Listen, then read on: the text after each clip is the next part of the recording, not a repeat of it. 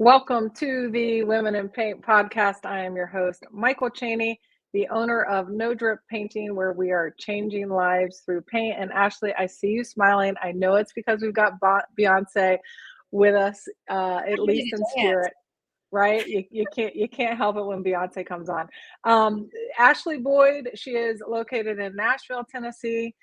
She is a professional counselor, and I got the honor of hearing her present at the recent, actually, first ever Women in Paint conference. So, Ashley, thank you so much for joining me today. I can't wait to dig in here with you. So good to be here. So good. Yes. So listen, you just presented at the Women in Paint, first ever event we had. And before we hopped on here, you kind of gave me a synopsis of how you view the women in paint and kind of what you said about them. You gave some great compliments in terms of what type of women we are. We're in this male dominated industry. Can you just kind of maybe share your experience so far with maybe kind of the group and kind of share what, the amazing compliment you just mentioned a few moments ago? Absolutely. So I had the privilege of being with a room full of women that are just gifted and so intelligent,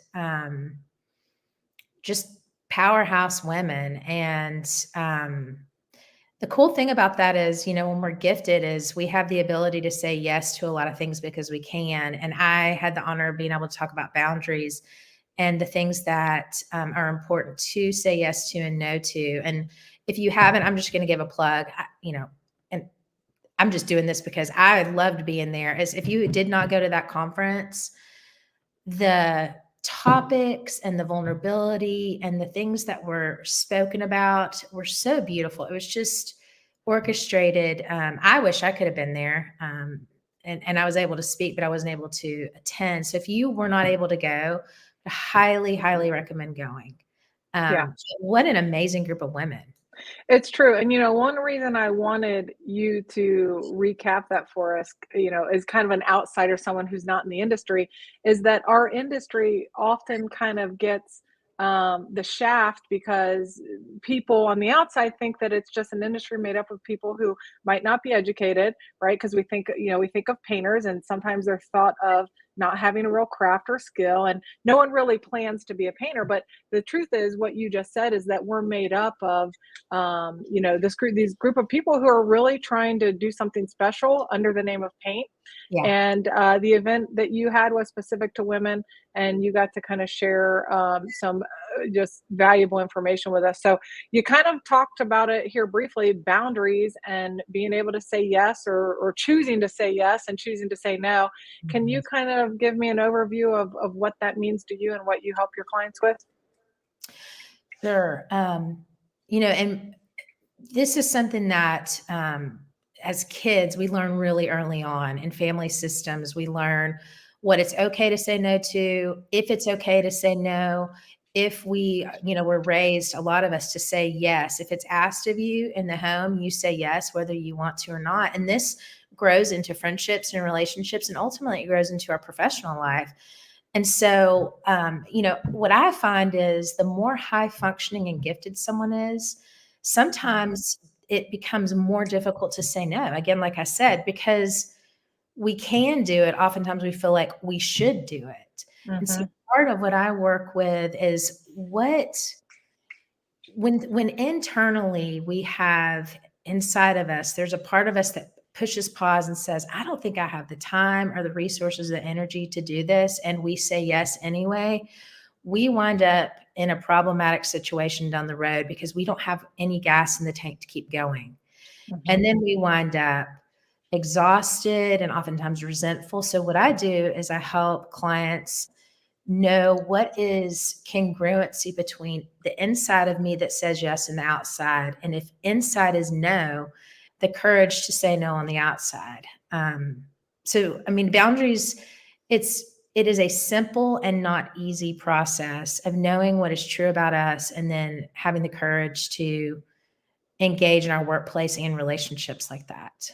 Yeah, and you know what I've learned, Ashley, is, being an entrepreneur, and I know you're a business owner, um, is that when you struggle with some of these things, right? If you are a yes person, lo and behold, that shows up in your business. You then build a business that Mhm. is a reflection of your own boundaries, your own anxiety. Yeah. If you haven't really jumped in and have done the deep work on a personal level, the things you struggle with show up in your business. Yeah, absolutely, they do. And then you wind up, you know, one of the questions, actually, it was one of the most, I've been thinking about this question that a woman at the conference asked, which is, how are we to show up with excellence? Where there's this message of Mm. do your best, strive, sharpen yourself, show up with excellence. How do we do that? And is that competing with this message of self care and, having a culture at work where we do have work life boundary? And then Mhm. how do those two, do they come in opposition of one another? And what I would say is that I don't think that we can professionally do things with excellence unless we have boundaries, because we Right. show up exhausted, and sometimes, depending on what your stance is, whenever you run out of gas, for me it's I show up snippy, and I Hmm. am not patient, and I don't have enough gas to be slow and thoughtful about the decisions that I make. So yeah, it does wind up becoming problematic in the workplace. And then it trickles down Yeah. to business owners, then it trickles down to the people that work with us, for us, and the people that we work for. That's right. You really have to have a lot of self-awareness or figure out how to develop the self-awareness to figure out even when your tank is on empty. Mhm, But no, you brought up a great point there. Um, you used kind of the analogy about hurt versus harm, mhm. and when you're setting boundaries, how you can use that to determine, is this should I be doing this? And I think it can give some comfort when you're trying to make those difficult decisions when setting boundaries. Can you explain the hurt versus harm uh, that Yes, you presented us with? sure. Um, One of the questions that is often, or the concern when we begin setting boundaries and knowing what our limits are is this unkind to the other person? Is this Mhm. unkind? And it feels punishing. And what I would say is that when someone knows what our limit is, they know that they can trust us too. So if I say, no, I can't, that means when I say, yes, I can, you can trust my yes. And sometimes someone may ask something of us and we say, you know what, I really wish I could, but I can't. And they may experience some disappointment or hurt, but that is different than harming someone. Actually, the irony behind all this is it kind of boundaries flips this on its head, because if we say yes and we don't have, the inside of us says no, and we don't have the resources to do it, that's actually when we wind up harming somebody. Right. And so hurt is different than harm. Hurt is a feeling that relates to disappointment, or I wish that you could, or but harm is when we attempt to do something when there's not when we don't have the resources to do it, whether it's have a conversation, show up an hour extra at work. And sometimes we do have gas in the tank to do that. And we say, yeah, I can do that. But when we attempt to do it, when we don't have the resources, that's when we wind up harming people. The other thing is that this is a good boundary quote that has been important for me is somebody else's emergency does not Mm. mean, like, if somebody, because a lot of times people will say this is an emergency. The truth Mhm. is it's not really an emergency, and because there's a lack of preparation or something on your part, doesn't your emergency does not constitute a need for me to say yes to it. It's That's okay right. to say, you know what, I hear you, I'm going to get to that tomorrow. Or Wow, it's yes. You know what? We use that, in my business all the time, and our kind of take on it is, your poor planning yes, doesn't constitute an emergency for me, right? Like, now, yes. if we have the capacity to help you get through it, by all means we will. And this happens a lot with commerce, everybody has a paint emergency.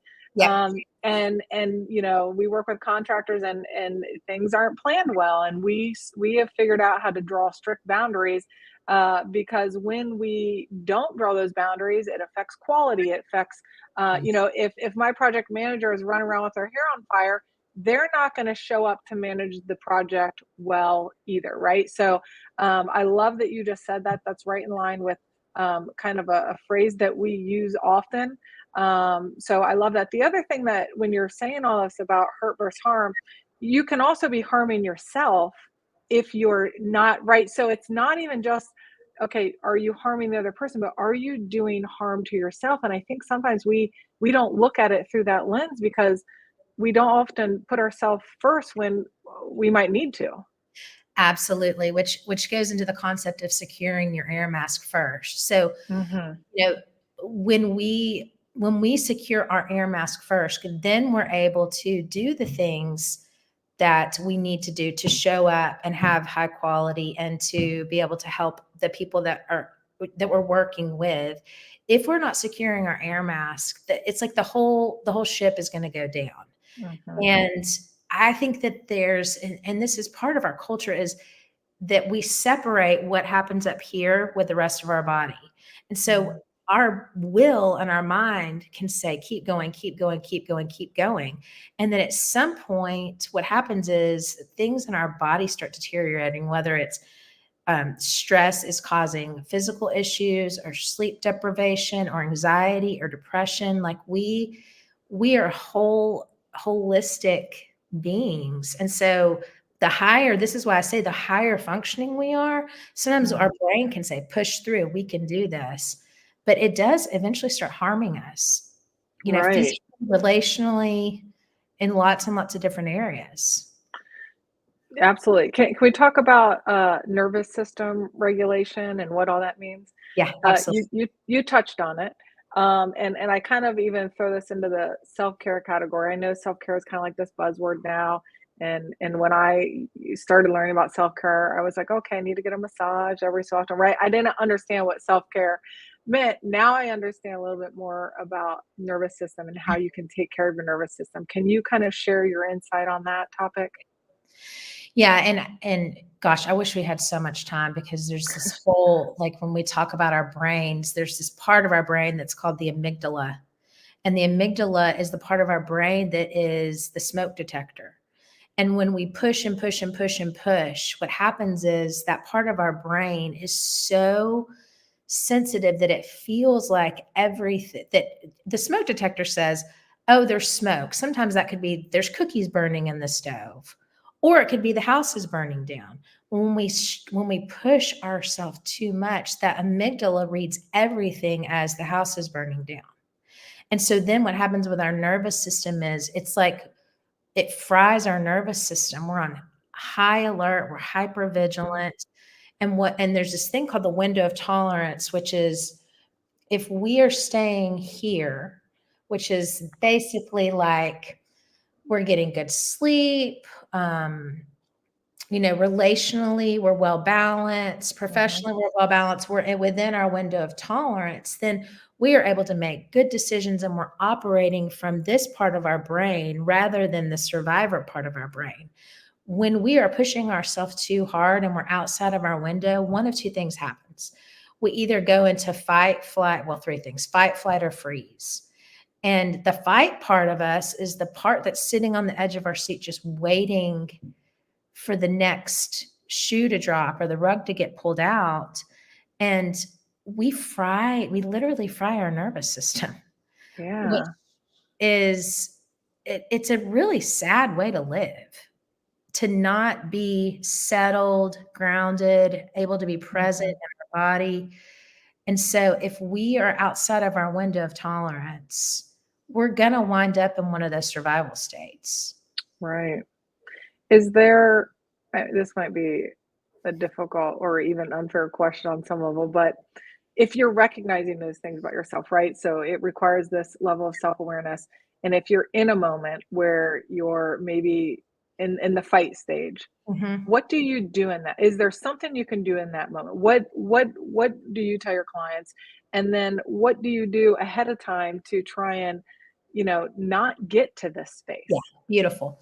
So some of it is the day in and day out work of, even if we don't feel like we're outside of our window, we are still having certain practices that keep us in our window. We don't want to get to where we're at the very edge, like where there's no margin. And some of that, like for me, it is, I have readings and meditation that I do in the morning. I have to exercise every single day. I have to have some form of play in my day, because that's super important for all of us.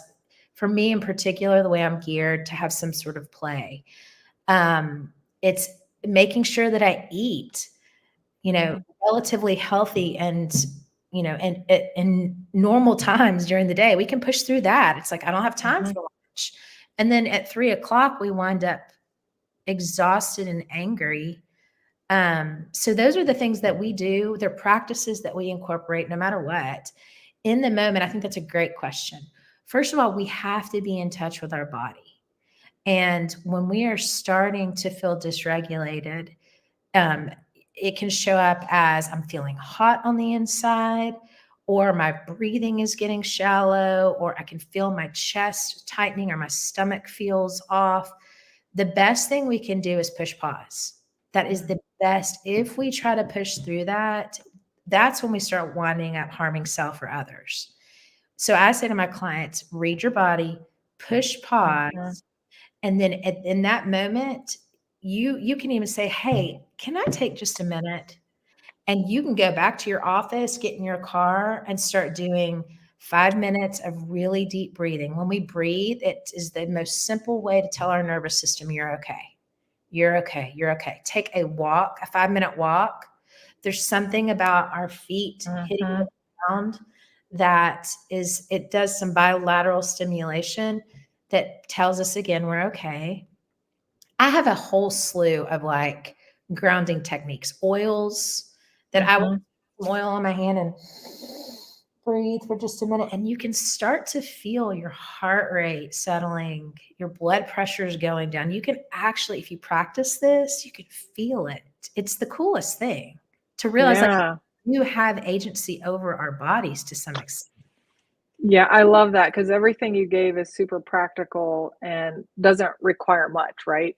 But no, I love that, and you know what? I think, us us understanding that we do have control over these things, because, when we're just in the rat race of life and doing the everyday, I think it is very easy to forget that Mhm. we actually do have the control, and instead we're just managing our reaction instead of using some of these practical, things that you just mentioned that we could do to really change our life. Yeah. And it not only changes that particular moment or interaction, but the more we do that, we are continuing to settle our nervous system so that we don't get fried, basically. I mean, our brains, Right. pouring coffee on a computer. That's what we're doing when we try to ask more of ourselves than we are capable of doing. It's like, I just fried Yes. it. But the cool thing is we can go in and clean and do some repair. It's the beautiful thing about our bodies and brains. I love it. What about like doing some of this healing work? Is it a solo journey? Is it, or, what if you're in a relationship? What if you're married? Like, how do you navigate this? Can you heal in a relationship? Like, what's your take on these things? Well, I think that it goes back to securing your air mask first. And I think that we are relational beings, and we are not meant to do this journey alone. And I think one of the bravest things that we can do is say, I need help. But the truth Mhm. is, we all need help. We all need somebody in it with us. And so, whether it's going to a counselor or a therapist, I mean, I could just speak for myself. I've done a lot of therapy. I've done hours of training with breath work and body work and acupuncture and qigong and different, alternative medicines Mm-hmm. that I can speak to and say it has helped settle my nervous system. Which then, when that happens, all of these other things physically start to get back online. But I'm not a professional, and you can't perform acupuncture on yourself. You got to go to someone Mm-hmm. who knows what they're doing. So I think asking for help is huge. And when you say in the context of relationship, tell me a little bit more what you mean by that. Well, it's really based on a conversation I got into over the weekend. And, I think some folks find it hard to do some of this deep work. Say you're married, I don't know, the scenario, you're married 20 years. You recognize that there's a deeper space within you need to tap into. You recognize that there's some healing. And the response that I had gotten from a friend is that it's so difficult to do that when you're in a relationship, right? People sometimes view this healing as it's a solo journey. You've got to spend time by yourself because, we see a lot of people on Instagram, a lot of therapists saying how important it is to get alone time, which I fully believe, and for me, alone time is sacred because I'm really an introvert. And when Yeah. I do things like this, I have to have my shutdown time. But the conversation I'd gotten into was around how do you get alone time if it's so sacred to have these things, how do you do that when you've got a relationship, kids, and all of the things? How do you tune out that noise to try and find this inner peace and work on this? Yeah. And I think it's a balance because there's this, and I don't want to get too deep into it, but there's this thing called self-regulation and this thing called co-regulation. And self-regulation is, what do I participate in and of myself that helps settle my nervous system. So self-regulation would be breathing. It would Mhm. be walking alone. It would be taking some time to read, it's the things you do alone. Co-regulation is super important too, because we are, like I said, we're relational beings. When we are with somebody who is safe and that we're Mhm. connected and attached to and provides comfort, we can co-regulate with that person. If Mhm. if their nervous system is settled, we actually sync up. That's why Mm. I love being in the room with my clients. And I know that telehealth is great. And during the pandemic, it was a wonderful thing. But if I'm regulated and I'm in the room with my client and they come in just like a cat thrown in a bathtub, just me being settled helps to settle the. Yeah, So there's this balance between co-regulation and self-regulation, and we need both. that makes a lot of sense. That makes a lot of sense. Let's talk about vulnerability. When you gave your presentation, someone asked a question. I can't remember exactly what it was, but the the thing I remember, what crossed my mind was vulnerability. Comes back to how do we view it? Are we viewing it as a weakness? Are we viewing it as a strength? And depending on which lens you're looking through, then it affects your relationship with vulnerability. What do you feel about vulnerability? What do you teach your clients, and how do you become more vulnerable? Yeah, yeah. Um, what I'd say about vulnerability is that I think it is one of the most beautiful things that we can step into with safe people. Mm. So I think that the concept of safety is important. Nobody is perfectly safe. Like, we have the capability of hurting each other but harming each other. But the truth is that there are people who will take your vulnerability and tend to it with kindness and love and compassion, and to say, because you're vulnerable, I feel more connected to you. Mhm. Vulnerability actually produces connection. And what we long for as humans is intimacy and connection and relationship. And so if we don't have vulnerability, basically we're sideswiping connection. That Mhm. I do think the important part is that we attempt to do vulnerability with people that are relatively safe. Like, because we're taking this precious thing and we're saying, I want to show this to you. Can you say I get it? Can you say I've been there? And if somebody hasn't practiced vulnerability in their own life, they can't do that.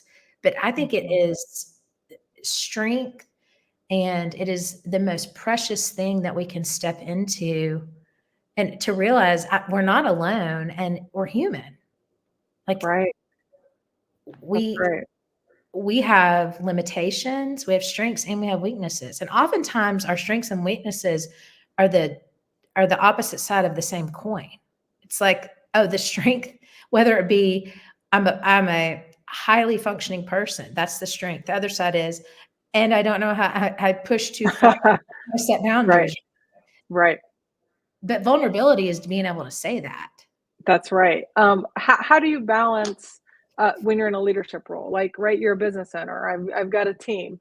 Obvious, I believe vulnerability is a strength, Mm, and I think when I've had the courage to be vulnerable, it does attract the people that I want in my life, right? But as a business owner, as a leader, what's the balance look like? You don't maybe necessarily want to divulge everything that might not uh, you know, be relevant. And you also want to feel like you're still, the one in charge, for lack of better words. How do you lead with vulnerability? What does that look like to you? yeah, that is a great question. In my profession, it's a little bit different because my goal is to give my clients the majority of the airtime. And so for me, it's Mhm. like if I'm deciding about self-disclosure, like what part of me will Mm. I share and how much will I share? It's usually like I'm doing this because it is in the best interest of my client. I'm not doing it for me or so that you know, this person across from me will tend to me. It's like I'm Mhm. doing this because I want them to know I've been there and I'm human and it's in the best interest of my client. It's a little different. You have a little more freedom and flexibility because the nature of your relationship is a little more reciprocal. Sure. Um, I think it's knowing what your goal is. The things that you're going to share with the people you work with are most likely going to be a little different than the things you share with the people and your best friends in your inner circle. Mhm. But there's a way in which we can share without going into all of the details. Does that make sense? Like, It does, and actually, I think even the way you presented that, by showing that what you might share with your clients, you want it to have an impact, in some sort of positive way, right? yes, And I think actually that is kind of a good takeaway for even being a leader, is that it is okay to share, but like you said, what is the purpose? What is the goal that you're trying? Is it to show that you're human and you want to connect?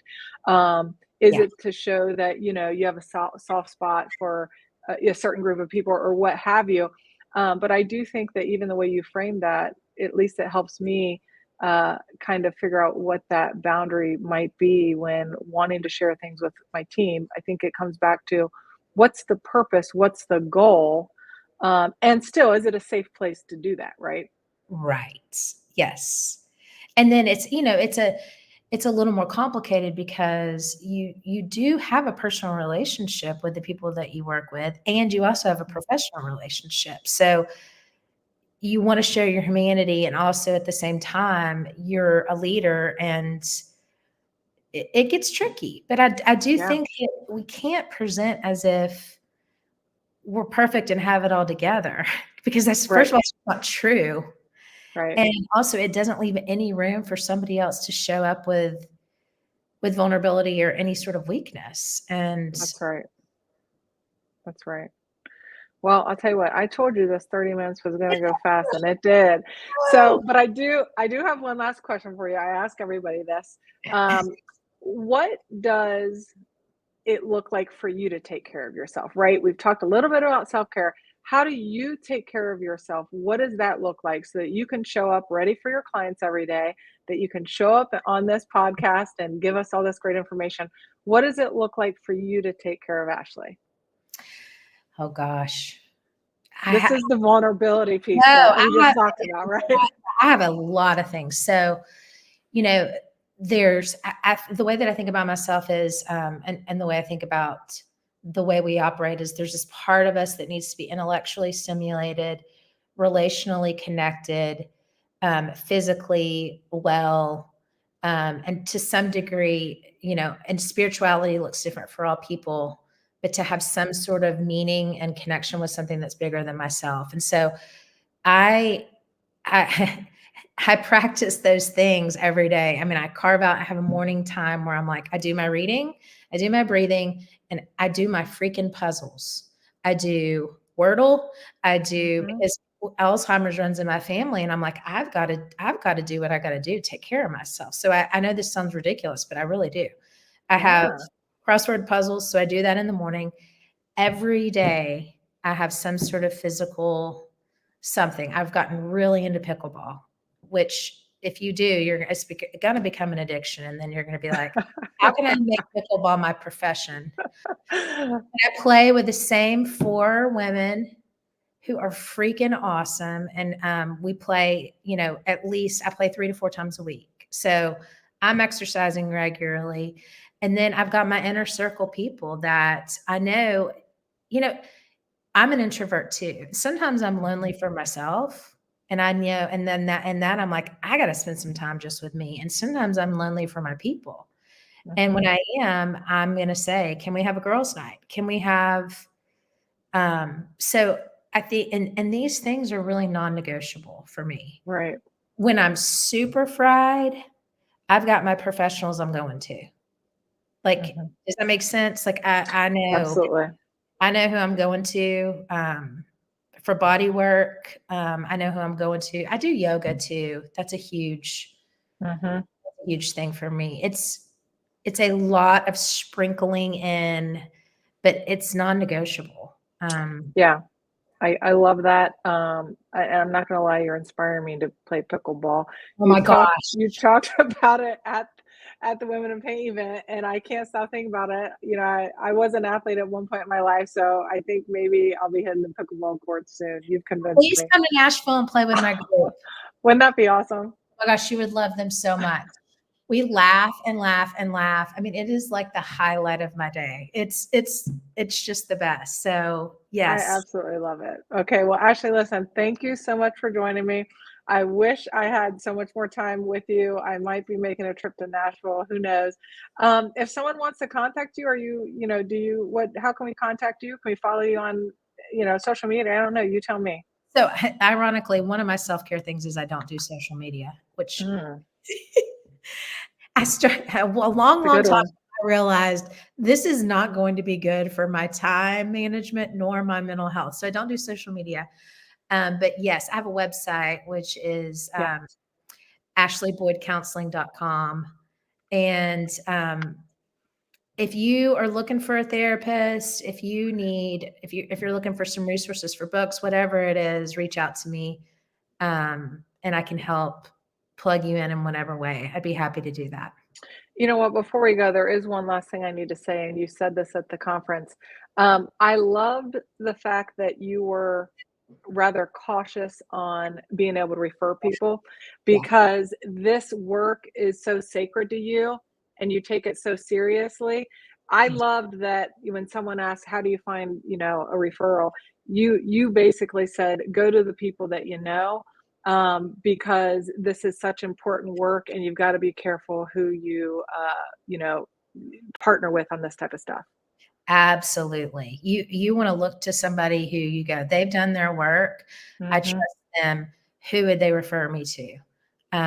Because this is not like you close your eyes and you just put your finger in a phone book, which we don't have anymore. I don't even know what the analogy would be, but you gotta be really, really, mindful and careful about who you do your work with. Yeah. Thank you for saying that. That's so Yeah, important. absolutely. Well, Ashley, thank you so much. And this wraps up another episode of Women in Paint. Make sure you follow us on our Facebook page at Women in Paint. Not you, Ashley, because you do not have I will Facebook, not be there, but but everyone else. And we will see you on the next episode. Thank you so much. thank you.